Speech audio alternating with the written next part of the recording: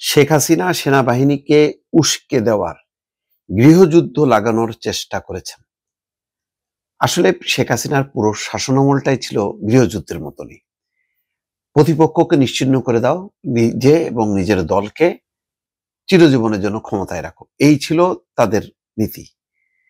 সেই নীতিটা অনেক দূর, মানে কখনো কখনো কেউ কেউ মনে করছিল যে হ্যাঁ, এটাই বোধহয় সফল হবে, কিন্তু আসলে শেষ পর্যন্ত মানে সফল হয়নি। এবং পৃথিবীর ইতিহাস বলে স্বৈরাচাররা এইভাবেই ক্ষমতায় থাকার চেষ্টা করে, কিন্তু শেষ পর্যন্ত টিকতে পারে না। কোনো না কোনো ফাঁক গলে একটা বড় ধরনের মানে বিস্ফোরণ ঘটে।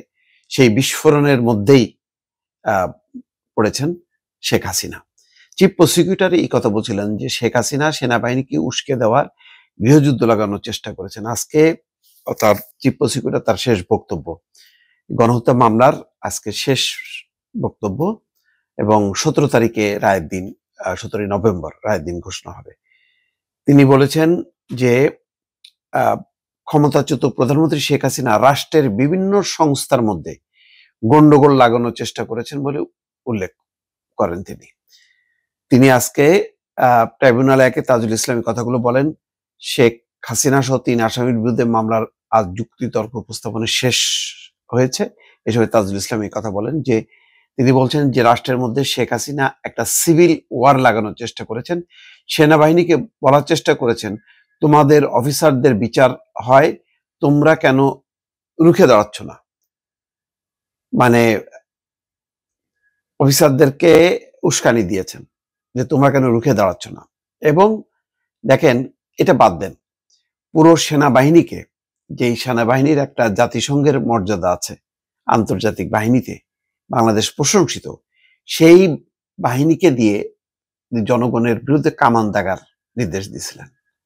এবং 5ই আগস্ট শেষ সময় পর্যন্ত এটা নিয়ে তর্ক বিতর্ক করছে 3 বাহিনীর প্রধানের সঙ্গে, কিন্তু 3 বাহিনী আগের দিনই বৈঠক করে তারা সিদ্ধান্ত নিয়েছেন যে না, জনগণের বিরুদ্ধে তারা যাবে না, এবং যার কারণে সফল হয়নি। কিন্তু তার আগে দেখেন, পুলিশ বলেন, র্যাব বলেন, যত রকম সংস্থা ছিল, বাহিনী ছিল, প্রত্যেকটা বাহিনীকে নিজের কবজায় রাখছে।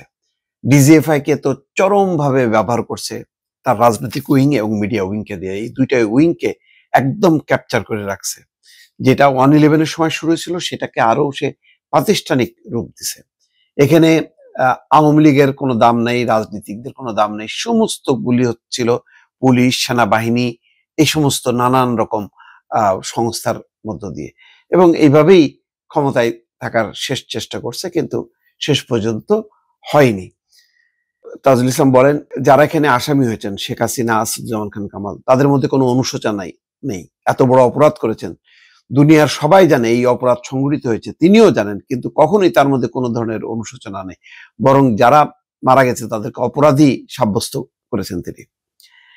তাদের ঘর বাড়ি ধ্বংস করে দেওয়ার চেষ্টা করেছেন, তাদের লাশগুলো বঙ্গোপসাগরে ফেলে দেওয়ার কথা বলেছেন।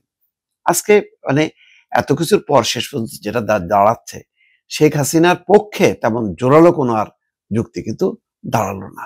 ফলে ওই যে আন্তর্জাতিক গণমাধ্যম বলছেন না যে মৃত্যুদণ্ডের দিকে যাচ্ছে শেখ হাসিনার এই রায়, হয়তো সেই দিকেই যাচ্ছে।